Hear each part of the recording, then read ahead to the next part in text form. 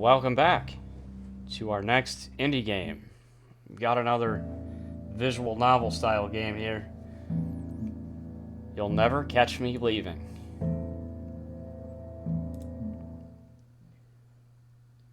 Do what you will, but in whatever you will, lie. Speak quickly and with moderate confidence. Good liars get caught. Great liars never stop. I love you. Never stop. Those were your last words, to me at least. You were perched in front of the kitchen cabinet, all of your impossible limbs so perfectly balanced onto the metal lid of a salt shaker. You were looking at me with your tulip eyes until they blinked. Or maybe I blinked, and then you were no more. I should have known that one day you'd come back. You always did have a way of knowing how to find me at my worst. I promise I can explain. I've done most everything right, the way you'd want me to. Please, judge me if you must, but give me this one chance first. My name was Paula Anderson. You remember that name, right? My first memory is of running. I was trying to keep up with my sister. Her name was Sally. I didn't know what we were running from. I didn't see it happen, but my sister did. You remember this story, right? That night she slept in my bed. I was a good little sister. I forgot about what had happened. I never asked what we were running from. I had the chance to, but I didn't take it. In my nightmares, it's always something impossible, even if I know that the impossible doesn't exist. There's no reason to be afraid of what doesn't exist. I know that too. Her answer was to shrink back and hide. The smaller you are, the less people will see you.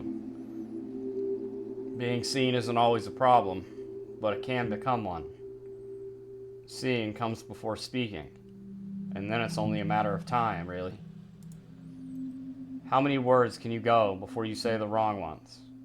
The ones that will destroy you so completely that all the words that came before fall away? Is it one conversation, or is it many? It doesn't matter. Shut it. I'll tell you when you can stop. I listened to her. I had a school friend at the time. Her name was Mary. Came from a religious family. Told me that she couldn't play after school as that would be a sin. I think she just didn't like me. The feeling was mutual, and we still talked in the small parts of the day, as there was hardly anyone at that school for people like us to talk to. Somehow Sally heard of this. Our conversations were too much, apparently. Paula, I didn't say anything. Sally, no, you don't understand how this works. I don't care that you didn't say anything. It's that you could have said something. What do you even want me to do? Stop speaking to her. Okay, fine. And not just her. I'm sure I tried to respond, but whatever came out wasn't coherent. I saw you for the first time that same night. You had 3 wings then. Made an entrance by flying in through the window. You were the one to tell me that my sister was wrong. I liked that, even if I was afraid of you. When I asked if I could touch your wings, you said yes, so I did. You couldn't stay the whole night. You left the same way you came, flying in impossible repeating patterns. I checked the window after you left. It was still locked. My name was Rhonda Miles. Sort of. At the time, I didn't know how to change my name, both the real and the fake parts. That morning, another girl called me Paula, and I didn't bother correcting her. My sister told me that I must never fall in love. You were the one to say otherwise. You told me that love was everything, so I fell in love. His name was Jeremy.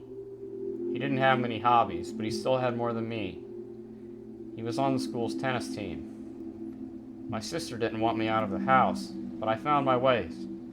She had her life to live, whatever that meant for her, and in that life were the hours when she couldn't watch over me. There were exactly 10 weeks until graduation. You and I had gotten into an argument over something petty. I was riling you up in all the ways I knew how. You didn't stand a chance. You got mad, as I suppose was your right, and then you said it. You said that the one I loved would die. I ignored you, and you told me that it would happen soon. You were right. No amount of not believing you could undo what happened to make you any less right. I hated you. There was a rumor that I had been involved. Everyone knew Jeremy, but nobody knew me. How odd that was to them, I mean. What if I had acted differently? Would things still have ended the same way? How could I be connected to this event that I was absolutely, unabashedly not a part of? There must be some way. That was when you told me your final words before disappearing entirely. You're not the only one who knows how to disappear, you know.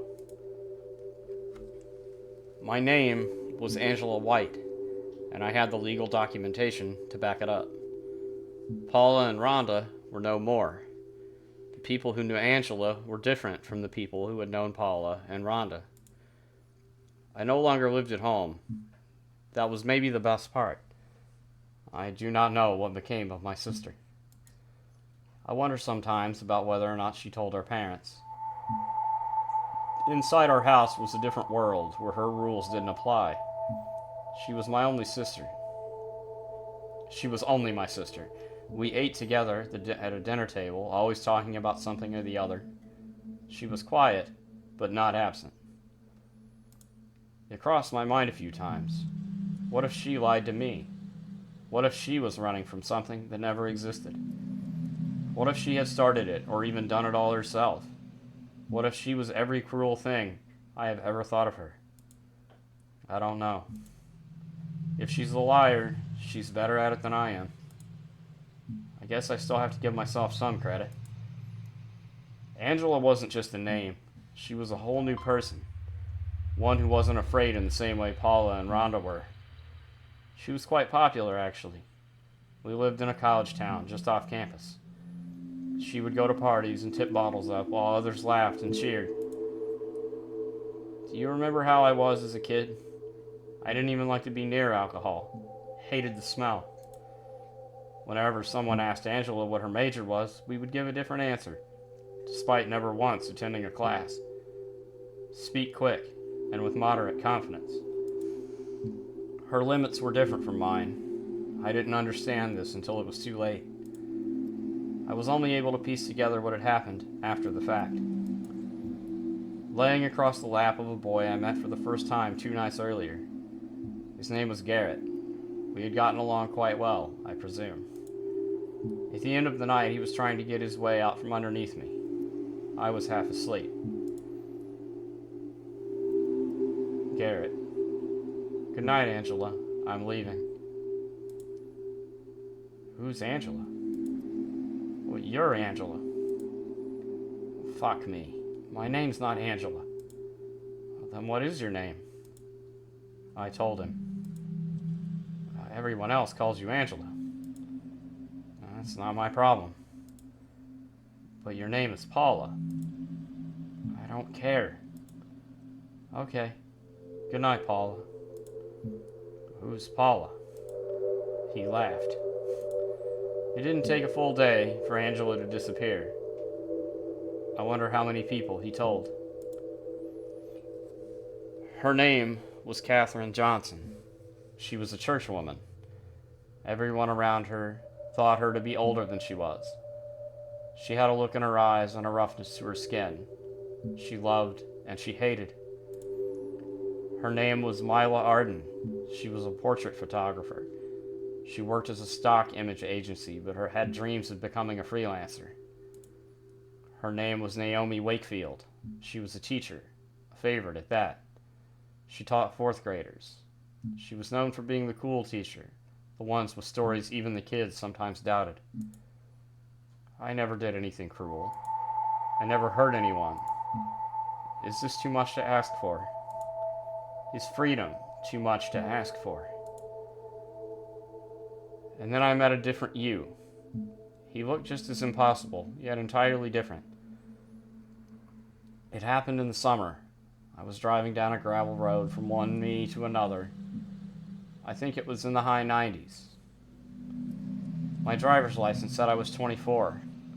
I don't know whether or not someone could believe that. I realized that I do not know much of anything. And then I spotted it. Clearly it had seen me first. It was in the trees and the bushes, on the ground and in the air. Impossibly suffocating. Utterly invisible. I had thought it was you, a changed you, up until the point when it opened its mouth. You can't keep doing this. But isn't this what you wanted? Of course not. Well, too bad. That other one, he hates you. He doesn't. Don't you want to be you? No. That person never existed. You're wrong. I was too tired to argue and too tired to drive, so I pulled over, rolling the windows down, letting humidity suffocate the car. It spoke to me, a name I no longer recognized. I'm not afraid of many things. I've seen too much to care. But there's still one thing that scares me. An open view of water, stretching forth on and on and on and on. Can't stand it. And yet I had never once let that dictate where I was. Great liars are not afraid. If I must be near the ocean, then so be it. I can be anyone, even someone who isn't afraid of oceans.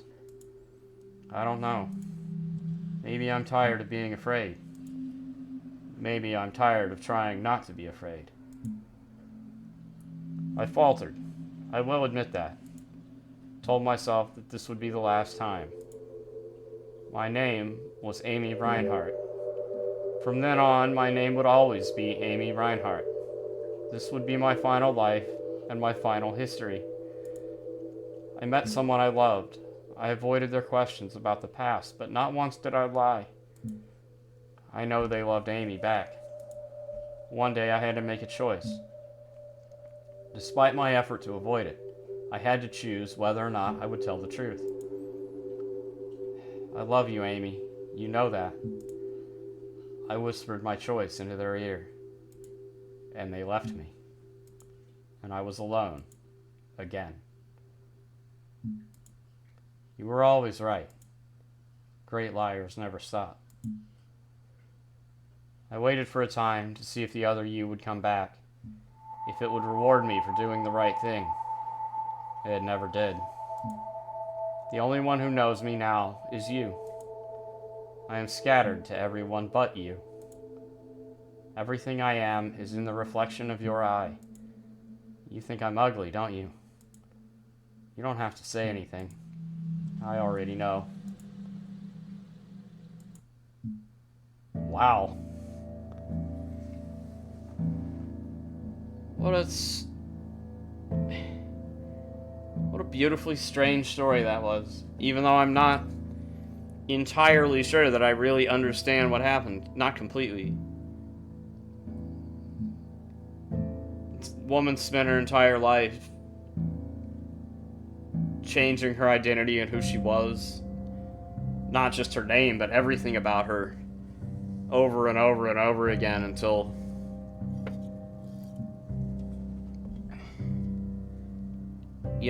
because someone had told her, great liars never stop lying. And the one time she chose not to lie anymore, she lost the person she loved because of it. It also seemed like she was she definitely had some sort of mental illness as well, because she was hallucinating whatever these creatures were that she was talking with, because they're impossible things And one of them left and the window was still shut. Like, that very much sounds like she was hallucinating that. But it was really... It's really just a story about assuming that I've got it right. A woman who changed who she was and what her name was so many times that she kind of lost sight of who she really was. To the point that she believed that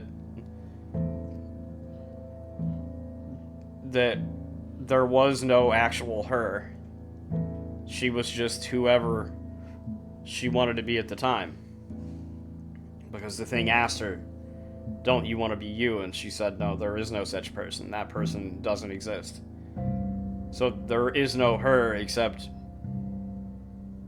you know, whoever she chooses herself to be. And the minute she decided not to do that anymore, she lost the person she cared about the most. Which only reinforced the belief that she should have just lied to him. Because if she had kept lying to him, he wouldn't have left.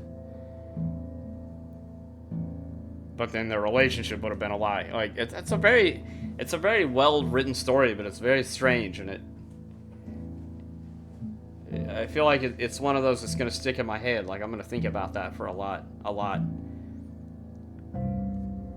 Very good, very well written though. I like it. So, that was You'll Never Catch Me Leaving. Details are in the description for that. Thank you for watching, or listening, I guess, in this case. As always, like if you liked, dislike if not, and I'll see you in the next game.